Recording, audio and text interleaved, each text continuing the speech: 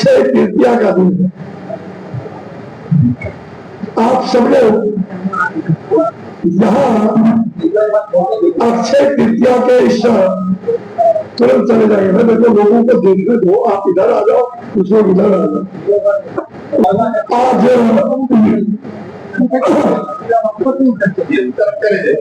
पूरी दुनिया अक्षय तृतीया के लिए संकल्प, और इसी अक्षय तृतीया को जहां भगवान परशुराम जिनका जन्मोत्सव है, जिनका जन्मदिन है, और अक्षय तृतीया को इस तिथि को बहुत ही पुण्य तिथि धरती पर भगवान स्वयं ब्रह्मा विष्णु महेश ने इसका व्याख्यान भी किया है। तो जो क्षय न हो वो अक्षय कहलाता है। और इसलिए आज के तिथि में आपकी पूजा, आपकी साधना, आपकी श्रद्धा कभी क्षय न हो, ये अक्षय का संकल्प हम लोग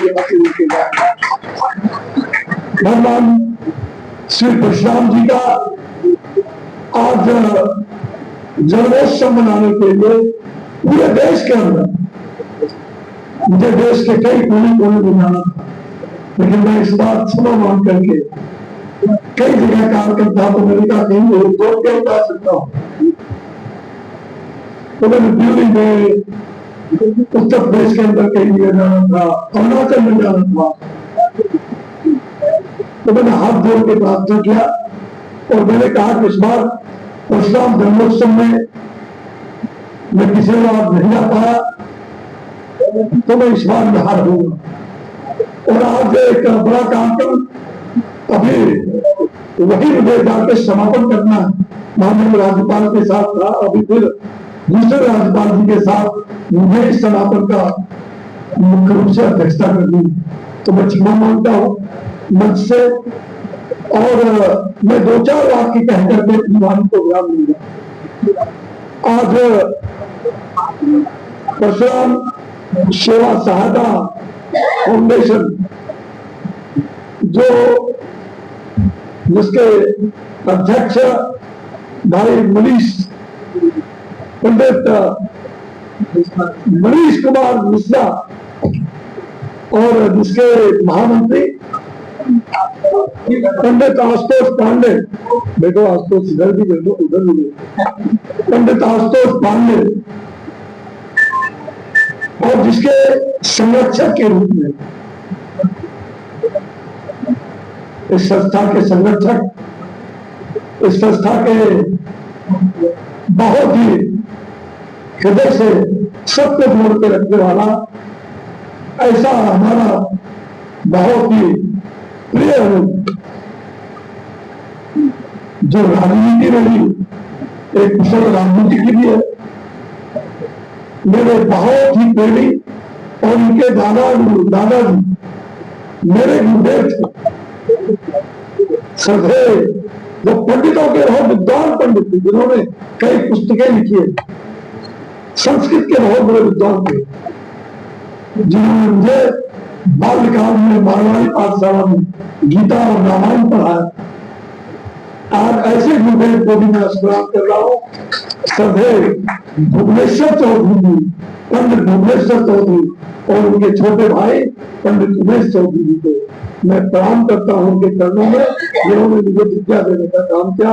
उनके ही पौत्र 12वें पिता के धर्म, उनके ही पौत्र भाई हमारे प्रिय श्री संजय चौधरी, महाभारत में संजय हुआ, बिना संजय का महाभारत सही हो सकता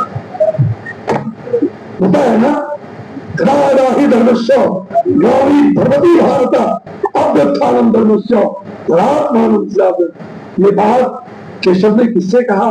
संजय से कहा। संजय हुआ था, संजय गीता में, श्रीमद् भागवत गीता में संजय बोलते कहते। तो मैं आज आप सभी भाइयों के साथ मातृशक्ति हमारी यहाँ मौजूद है, सभी माँ बहनों को मैं अच्छे तृतीया भगवान परशुराम के जन्मोत्सव पर आप सबको बधाई देता हूँ, सबको शुभकामनाएं देता हूँ। सबका परिवार मंगलमय हो, मकर बनी हो। भगवान से यही प्रार्थना करता हूँ, हमारे भगवान बावन भगवान भी, आपने बावन भगवान और परशुराम जी को, दोनों को आपने, तो बावन भगवान परशुराम, जहां श्री राम हो वहां बावन और परशुराम ही रहते। तो श्री राम हम सब के मन में घुसे हुए।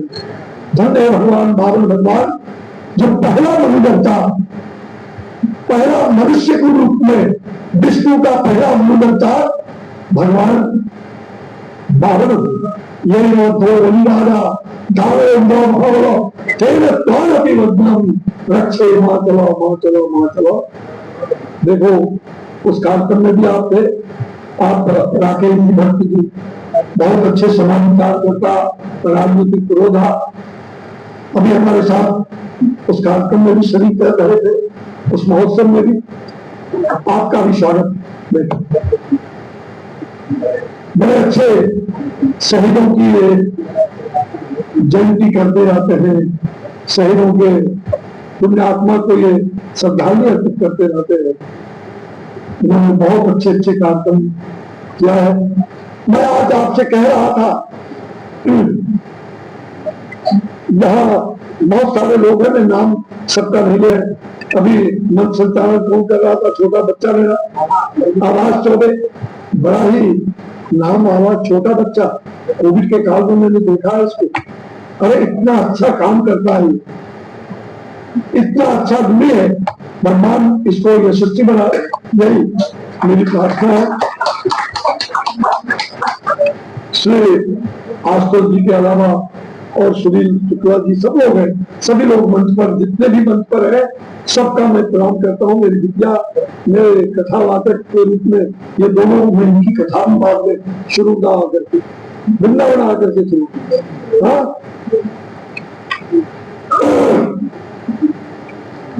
भगवान परशुराम जी का जन्मोत्सव मना रहे। आप सभी जानते हैं जमदग्नि माता, माता रेणुका और भगवान परशुराम जो ऋषि, ऐसे पूज्य ऋषि जो जिनका मतलब कहा जाए पूर्वज, ऐसे बड़े बड़े ऋषि, भृगु ऋषि, उस भृगु ऋषि के वंशज और जमदग्नि ऋषि के पुत्र, उनका जन्मोत्सव मनाने के लिए आए। कई बार ये भ्रांतियां होती है, लोग कहते हैं कि भगवान परशुराम की जयंती मना रहे हैं। हमने कहा जयंती किसका होता है? जिनकी मृत्यु हो जाती है, जयंती उसकी होती है, महापुरुषों की जयंती, या आप कह सकते हो। तो ऐसे बहुत सारे भगवान त्रेता द्वितीय और द्वापर में आए, वो अब नहीं है इस पृथ्वी पर, लेकिन इस पृथ्वी पर 7 ऐसे महापुरुष देवता के रूप में आज भी चिरंजीवी है, जिसमें भगवान परशुराम है, अश्वस्थामा, बलिव्यास, हनुमानश्च हरिशः, कृतः परशुरामश्च सप्तैते चिरंजीविनः। ये 7 देवता आज भी हनुमान और परशुराम चिरंजीवी है। श्री राम नहीं, श्री राम भार्या का पुरुषोत्तम राम है, आदत से, लेकिन इस धरती पर चिरंजीवी के रूप में भगवान परशुराम है। इसलिए ऐसे चिरंजीवी को, जो विष्णु के अवतार, 6ठे अवतार विष्णु के, 5वें अवतार जो बावन भगवान, पहला मनुष्य का अवतार और 5वें मत्स्य अवतार के बाद और पहला मानव मनुष्य के रूप में अवतार बावन भगवान ने दिया, बटुक ब्राह्मण, जिन्होंने आतंक को समाप्त किया। और उस समय के दैत्य का आतंक जो चल रहा था और जिनको घमंड था, उनके घमंड को भी दूर किया। किरदा बलि राजा था, उनको पाताल लोक भेज दिया और 2.5 पद में आकाश, धरती और पृथ्वी को जिन्होंने नापा, ऐसे बाबन भगवान के चरणों में मैं प्रणाम करता हूँ। और बाबन भगवान का जहां अवतार हुआ, जिस कश्यप ऋषि के पुत्र के रूप, उस बाबन भगवान की धरती पर मुझे उनका आशीर्वाद मिला। मैं वहां भी जेल में आपातकाल में रहा, सिद्धाश्रम की धरती बक्सर में रहा, और आज बाबन भगवान का वो जन्मस्थली है। मैं आप सभी सनातन समाज के लोगों से और संपूर्ण बिहार वासियों से, सरकार से, प्रशासन से और सब लोगों से आग्रह करते रहा हूं पहले भी, और आज फिर भगवान परशुराम के इस जन्मोत्सव पर संकल्प भी लेंगे और आग्रह भी करेंगे कि भगवान बाबन भगवान को जेल से मुक्त करो। जहां भगवान का जन्म हुआ था, बाबन भगवान सिद्धाश्रम बक्सर की धरती पर, उस केंद्रीय कारा में आज वो कैद है, उनको केंद्रीय कारा से मुक्त करने का काम बिहार सरकार करे, ऐसा हमारा आग्रह है। मैं शुरू से आग्रह कर रहा हूँ। उसमें हाईकोर्ट के जज ने एक कमेटी भी बनाई थी, हाईकोर्ट के चीफ जस्टिस वो स्वयं गए थे, कई बार गए थे, लेकिन आज तक वो मामला मैंने उठाया था उस मामला को, आज तक तो नहीं हुआ। आज अक्षय तृतीया है, अक्षय तृतीया का संकल्प कभी अधूरा नहीं होता। इसलिए बाबन भगवान का वो मंदिर, बाबन भगवान का वो जन्मस्थली मुक्त होना चाहिए। मेरे प्यारे मित्रों और भाइयों, परशुराम जी भगवान का आज जन्मोत्सव मना रहे हैं। लोग भ्रांतियां फैलाते, परशुराम ब्राह्मणों का, किसने कहा?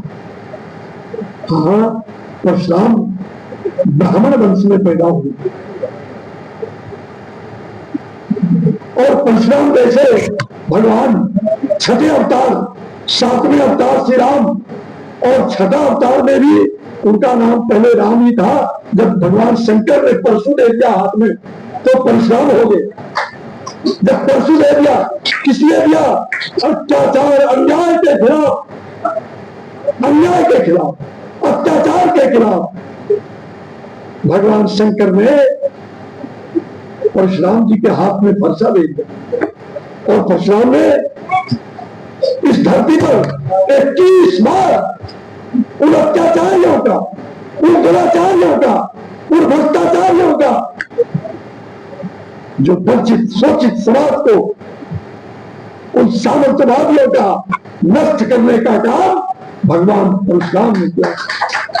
21 बार इस धरती पर उसके कुल का रहाड़ पे ही रोहन। आज ऐसे परशुराम का जन्मोत्सव, लोग कहते हैं कि परशुराम का जन्म शक्ति कुल के विरोधी है। माफ करना, उन्हें जानकारी नहीं है, जानकारी का अभाव है। और भगवान परशुराम भगवान किसी कुल के नहीं होते, सभी कुल के वो भगवान है। छठे विष्णु के अवतार है, सातवें विष्णु के अवतार श्री राम है, आठवें अवतार द्वापर में श्री कृष्ण है, नौवें अवतार बुद्ध है, और 10वें अवतार कल की होने वाला है, कल की अवतार। ये कलयुग में कल की अवतार। तो भगवान विष्णु कई बार अपना अवतार ले चुके हैं, उसी अवतार के रूप में भगवान परशुराम है। भले वो ब्राह्मण कुल में जन्मे, लेकिन उन्होंने वर्णत्व के साथ साथ शस्त्र और शास्त्र दोनों को धारण किया, शस्त्र भी और शास्त्र भी। और इसलिए आज वक्त कम है, मुझे तुरंत वहां जाना है, मैं वर्णन नहीं करूंगा। मैं इतने सूत्र में कहना चाहूंगा, जो अद्वितीय शौर्य और पराक्रम का जिन्होंने प्रदर्शन किया, उनका नाम भगवान परशुराम है। उन्होंने उन राजाओं का, जिनका आतंक था उस समय, जो भ्रष्टाचार में डूबे हुए थे, जो अत्याचार कर रहे थे, जो वंचित समाज को न्याय नहीं दे रहे थे, उसको न्याय दिलाने के लिए परशुराम ने परशु धारण करके 21 बार इस धरती पर युद्ध किया और वंशहीन कर दिया। कहते हैं क्षत्रिय कुल के विरोधी थे। अगर क्षत्रिय कुल के वो विरोधी होते तो राजा जनक विदेह के रूप में माने जाने वाले इस धरती पर राजा जनक, और राजा जनक जो त्रेता में जानकी धाम, जनकपुर धाम, जहां माता जानकी का पालन पोषण हुआ, जिस धरती पर माता जानकी का, सीतामढ़ी में माता जानकी का, सीता का जन्म हुआ मां का, और जिस धरती पर वो पैदा हुई और जहां उनका पालन पोषण हुआ, आप समझ सकते हैं। और जिस राजा की पुत्री वो बनी, राजा विदेह के यहां जो भगवान शंकर ने उनको वो धनुष दिया था, जो धनुष बहुत ही, उस धनुष से पूरे शत्रुओं का नाश पृथ्वी से हो सकता था, लेकिन उस धनुष की रक्षा के लिए कहां उस धनुष को उन्होंने रखा, किस राजा के घर में रखा? जो क्षत्रिय कुल के राजा विदेह जनक थे, उनके घर में वो धनुष इसलिए रखा, तिजोरी में वहां सुरक्षित रहे। अगर किसी का धन रहेगा, जो राजा, ऐसे राजा होंगे जिनके तिजोरी में वो सुरक्षित रहेगा, तो ऐसे कर्मवीर विदेह राजा जनक, उनके घर में उन्होंने वो धनुष रखा, भगवान शंकर का दिया हुआ परशुराम को धनुष, और उस धनुष से माता जानकी सेवा करती थी। आप सोच सकते हैं, शक्ति स्वरूप जहां देवीश्वर हूते शक्ति रूपेण संस्थिता, नमस्तस्यै नमस्तस्यै नमस्तस्यै नमो। मैं आज शक्ति और भक्ति और श्रद्धा का दिन है। मैं आप सबसे एक आग्रह करूंगा, आपसे आज संकल्प भी बुला के यहां से जाऊंगा। अगर आपने मुझे यहां अपना समझ के बुलाया, आपका मुझ पर अधिकार है, तो मेरा भी आप पर अधिकार है।